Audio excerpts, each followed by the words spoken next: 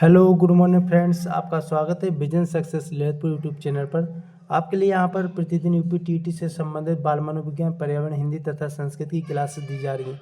तो आप लोगों से निवेदन है कि आप लोग मेरे चैनल को सब्सक्राइब करके और अपनी तैयारी को बेहतरीन बना सकते हैं।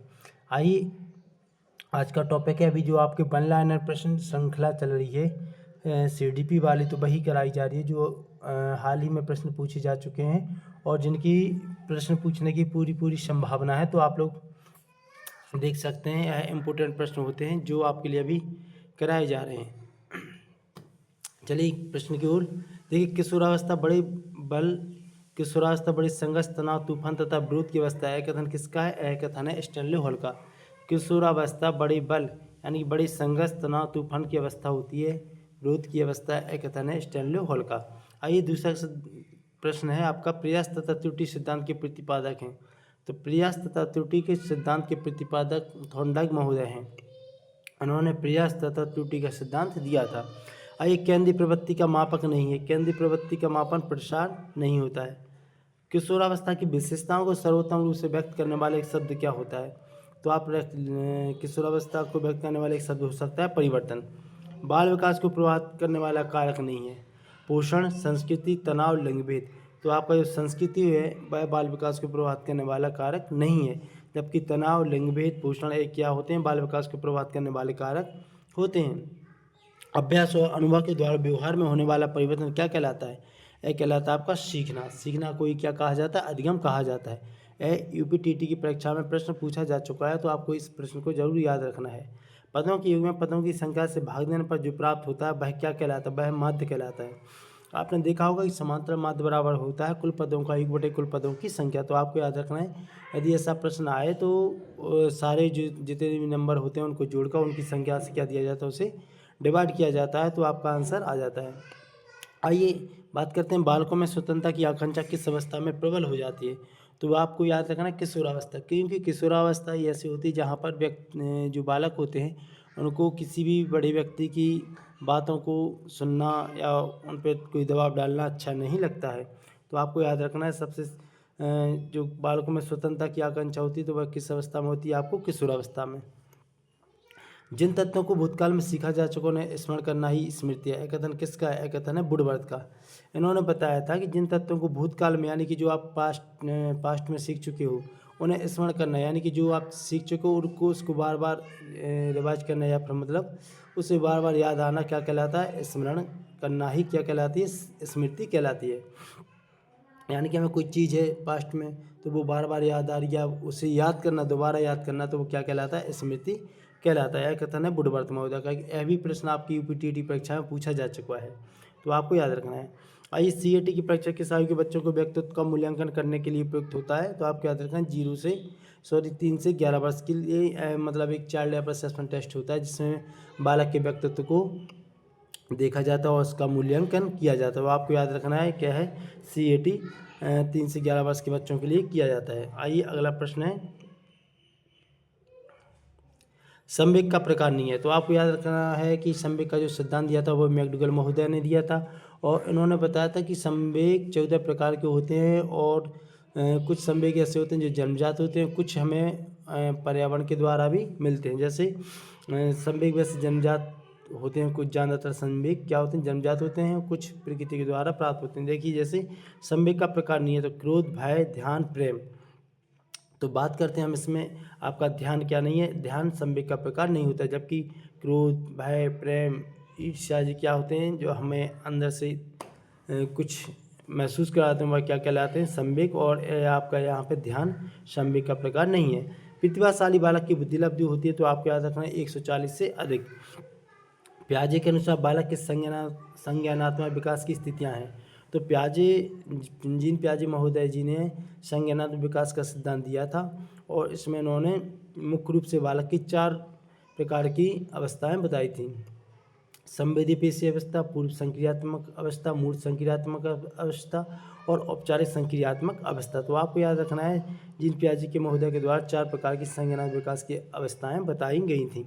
किशोरावस्था को गंभीर उथल पुथल की अवस्था किसने कहा था? तो यह भी कथन वेरी इंपॉर्टेंट है, स्टैनली हॉल ने। स्टैनली हॉल ने किशोरावस्था के लिए बहुत ही महत्वपूर्ण अवस्था माना है। तो इनसे प्रश्न बनता है कि इस किशोरावस्था गंभीर उथल पुथल की अवस्था किसने कहा है? स्टैनली हॉल ने। आइए, मानसिक आयु बराबर क्या होता है? वास्तविक आयु बटे मानसिक आयु बटे वास्तविक आयु गुणे 100। सूत्र समापन किया जाता है किसका? बुद्धि लब्धि का। तो बुद्धि लब्धि का सूत्र होता है मानसिक आयु बटे में वास्तविक आयु गुणे 100। आपको इतना याद रखना है। वह मानसिक योग्यता जिसके द्वारा व्यक्ति किसी नवीन रचना को प्रस्तुत करता है क्या कहलाता है? तो आपको याद रखना है सृजनात्मक। सृजनात्मक का मतलब होता है क्रिएटिविटी, यानी कि कोई चीज़, कोई जो आपके डैमेज चीज़ें पड़ी हुई हैं या ख़राब चीज़ें हैं, तो उनसे यदि कोई बालक कुछ अच्छी सी चीज़ बना के ला रहा है तो वह कहलाएगा उसका सृजनात्मक। जैसे आप लोगों ने देखा होगा जो प्रैक्टिकल होते हैं तो वह मिट्टी से या जो आपके घर में कोई बेस्ट चीज़ें होती हैं तो उनको मिला के कुछ क्या करता है, एक नई वस्तु का निर्माण करता है जो बहुत सुंदर होती है, तो वह कहलाता है आपका सृजनात्मक, यानी सृजन करना। शारीरिक रचना, बुद्धिरच्ची, व्यक्तित्व आदि में एक व्यक्ति दूसरे व्यक्ति से भिन्न होता है, क्या कहलाता है? यह आपका कहलाता है व्यक्तिगत भिन्नता। देखिए, हर एक व्यक्ति क्या होता है, शारीरिक रचना या बुद्धि रूप से या व्यक्तित्व रूप से क्या होता है, एक दूसरे से हमेशा भिन्न होता है। यही क्या कहलाता है? व्यक्तिगत भिन्नता। आप लोगों ने देखा होगा कि एक क्लास में भिन्न भिन्न प्रकार के यानी व्यक्तित्व वाले क्या होते हैं, बालक होते हैं।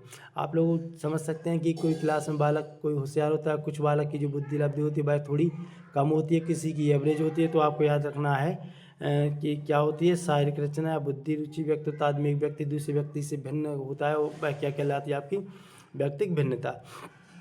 आइए इसके बाद देखते हैं, संज्ञानात्मक क्षमता की कमी से व्यक्तित्व को कठिनाई होती है किसमें? समायोजन। समायोजन क्या कहलाता है? समायोजन ये कहलाता है किसी कंडीशन में हमें अपने आप को व्यवस्थित करना, तो वह क्या कहलाता है? आपका समायोजन। यानी किसी कंडीशन, नई परिस्थिति है, ठीक है, आप नई परिस्थिति में आ रहे हो, किसी पुरानी परिस्थिति में रहते थे लेकिन आप लोग क्या नहीं कर रहे हो, वहाँ पे एडजस्टमेंट नहीं कर पा रहे, तो वह समायोजन नहीं कर पा रहे हो। लेकिन यदि आप समायोजन कर रहे हैं तो वह क्या कहलाता है? समायोजन। जैसे किसी परिस्थिति में आप अपने आप को ढाल लेना, ठीक है, वह समायोजन कहलाता है।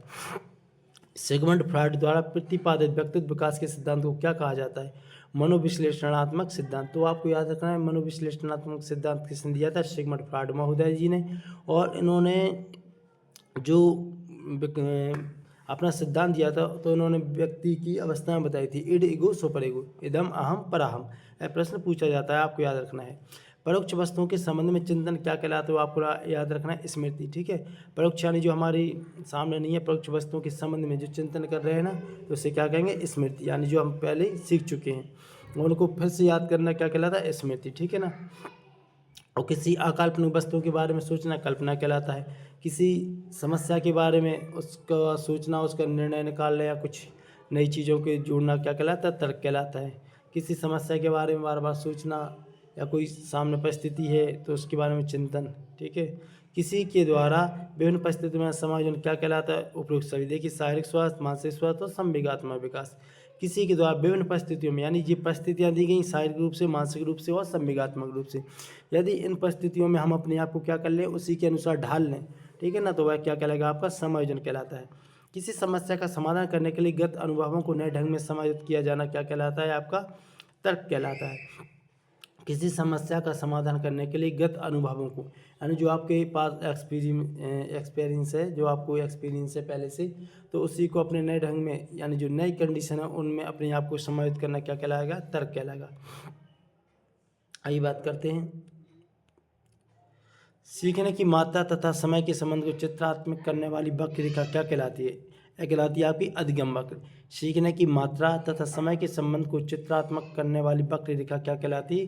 अधिगम वक्र कहलाता है। आपके लिए बताया जाएगा, अधिगम वक्र भी बताया जाएगा, पठार वक्र भी बताया जाएगा, संप्राप्ति बुद्धि लब्धि वक्र। तो आपको याद रखना है कि यदि कोई बच्चा पहले सीख रहा है, फिर अचानक उसकी कोई तबीयत खराब हो जाती है किसी कारण से, वह सीख नहीं पाता है, तो वह क्या कहलाता है? सीखने का पठार वक्र कहलाता है। तो उसमें व्यक्ति सीख नहीं पाता है। अधिगम वक्र आपको बताया जाएगा, ये 4 रूप से होते हैं मुख्य रूप से, आपको डिटेल क्लास में जल्दी बताया जाएगा।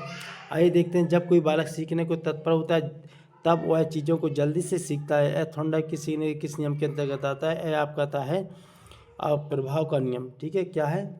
प्रभाव का नियम नहीं, तत्परता का नियम। क्योंकि तत्पर से तात्पर्य होता है कि किसी व्यक्ति को यदि कोई कार्य दिया गया है तो उसके अंदर कितनी सीखने की क्षमता या वह किस उस कार्य को करने के लिए कितना अभिप्रेरित है, यानी तत्पर है। ठीक है, तो आपको याद रखना है, जो जब कोई बालक सीखने को तत्पर होता है यानी कि किसी सीखना वो तुरंत चाह रहा है, तब वह चीज़ों को जल्दी से सीखता है। ए थोड़ा कि सीखने के किस नियम के अंतर्गत आता है, ए आता है तत्परता के नियम के अंतर्गत। थोंडाइक महोदय ने तत्परता, अभ्यास और प्रभाव 3 प्रकार के नियम बताए थे, तो आप लोगों को यह याद रखना है।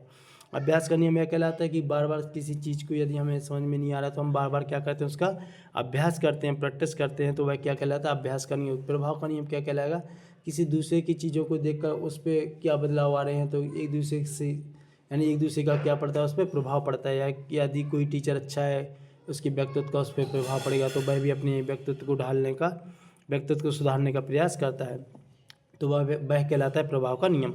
आइए, सीखने के किस सिद्धांत के अंतर्गत व्यक्ति संपूर्ण परिस्थितियों के प्रत्यक्षीकरण के आधार पर सीखता है, तो आपको याद रखना है अनुकरण का सिद्धांत। कई बार पूछा जाता है कि अनुकरण का मतलब क्या होता है, तो आपको याद रखना है अनुकरण का मतलब ही होता है क्या, सीखना। ठीक है, किसी चीज़ के देखकर, सुनकर, पढ़कर या किसी भी कारण से हम उसे क्या करते हैं, सीखते हैं, वही क्या कहलाता है, अनुकरण कहलाता है। आइए बात देखते हैं, वे प्रेरक जिन्हें व्यक्ति अपने प्रयासों से प्राप्त करता है कहलाता है, क्या कहलाता है, अर्जित प्रेरक। देखिए मैंने बताया था, इसी प्रकार से आपके संवेग होते हैं या प्रेरक भी देखिए तो अर्जित प्रेरक होते हैं, जन्मजात प्रेरक। वैसे अर्जित प्रेरक वे कहलाते हैं जो हम किसी बाहरी चीज़ यानी कि वातावरण के द्वारा हम लोग उनसे सीख कर अपने आप में क्या करते हैं, सुधार करते हैं, हम अपने व्यक्तित्व को अच्छा बनाते हैं, वह कहलाते हैं अर्जित प्रेरक। अर्जित प्रेरक जैसे कोई बालक है, तो उसने देखा किसी को कुछ संगीत में अच्छा कार्य करते हो, तो वह भी उससे क्या होगा, उससे प्रेरित होगा, उसका भी मन करेगा कि मैं भी एक क्या कर लूँ, सीख लूँ, तो वह कहलाता है अर्जित प्रेरक। ठीक है ना। अधिगम, धारण, पुनर्स्मरण तथा पहचान आदि प्रक्रिया क्या कहलाती हैं, स्मृति के अंतर्गत आती हैं। तो यह आपको याद रखना है, अधिगम, धारण, पुनर्स्मरण तथा पहचान आदि प्रक्रिया किसके अंतर्गत आती हैं, आपकी स्मृति के अंतर्गत आती हैं। वह प्राप्तांक जो किसी पदार्थ को 2 बराबर भागों में बांटता है क्या कहलाता है, आपको याद रखना है समांतर माध्य। वह प्राप्तांक जो किसी पदार्थ को 2 बराबर भागों में बांटता है वह कहलाता है आपका समांतर माध्य। जिस प्रकार शारीरिक विकास के लिए भोजन का महत्व, उसी प्रकार सामाजिक विकास के लिए शिक्षा का महत्व या शिक्षा का है। ठीक है, यह कथन किसका है, यह कथन जॉन डीवी का। जॉन डीवी महोदय ने कहा था, जिस प्रकार से शारीरिक विकास के लिए भोजन की आवश्यकता है, भोजन का महत्व, उसी प्रकार से सामाजिक विकास के लिए भी किसका महत्व है, शिक्षा का महत्व है। यह कथन है जॉन डीवी का। सामाजिक सिद्धांत भी इन्होंने दिया था। विकास को प्रभावित करने वाले कारक क्या होते हैं, तो बुद्धि, अंतःस्रावी ग्रंथियाँ और यौन, ये सभी क्या होते हैं, आपको विकास को प्रभावित करने वाले कारक होते हैं। वातावरण भी हुआ, आनुवांशिक रूप भी हुआ, माता पिता, सारे जितने भी चीज़ें जो होती हैं जो हमें क्या करती हैं, प्रभावित करती हैं, वही सब क्या कहलाते हैं, विकास को प्रभावित करने वाले कारक होते हैं। टूली की आयु किसे कहते हैं, तो आपको याद रखना बाल्यावस्था, क्योंकि इस अवस्था में बालक अपने अपने अनुसार क्या करता है, फ्रेंड बनाता है, तो उसे हम क्या कहते हैं, टोली की अवस्था, किसे, बाल्यावस्था को। किशोरावस्था में थोड़ी वयस्क हो जाता है तो इसमें थोड़ी समझ आ जाती है, लेकिन आपको टोली की आयु याद रखना है, बाल्यावस्था को कहा जाता है। मनुष्य को जो कुछ बनना होता है प्रारंभ के 4 वर्षों में ही बन जाता है, कथन है फ्राड महोदय का। यह बहुत इंपॉर्टेंट कथन होता है, प्रश्न पूछा भी जाता है। मनुष्य को जो कुछ भी बनना हुआ प्रारंभ के 4-5 वर्षों में बन जाता है, कथन है फ्राड का। तो आपके 130 प्रश्न यहाँ पे ख़त्म हुए, वन लाइनर प्रश्न श्रृंखला चल रही है। तो आप लोगों से निवेदन है कि यहाँ पर जो भी आपके लिए बताए जाने हैं, आप लोग इन प्रश्नों को जरूर लिखिए, अपने नोट्स में नोट करिए, और आपके लिए यहाँ पर वही चीज़ें पढ़ाई जाएंगी जो एग्जाम की दृष्टि बहुत ही महत्वपूर्ण होंगी। बड़े चैनलों की तरह आपके लिए यहाँ पर समय बर्बाद नहीं किया जाएगा। तो आप लोग मेरे ऊपर विश्वास बनाए रखिए, इस चैनल पर विश्वास बनाए रखिए। आप लोगों के लिए यहाँ पर बहुत अच्छे तरीके से बताया जाएगा, और आपके इस सिलेबस के आधार पर संपूर्ण तैयारी कराई जाएगी। तो आप लोग मेरे चैनल को लाइक, सब्सक्राइब, शेयर जरूर करिए। थैंक यू, धन्यवाद।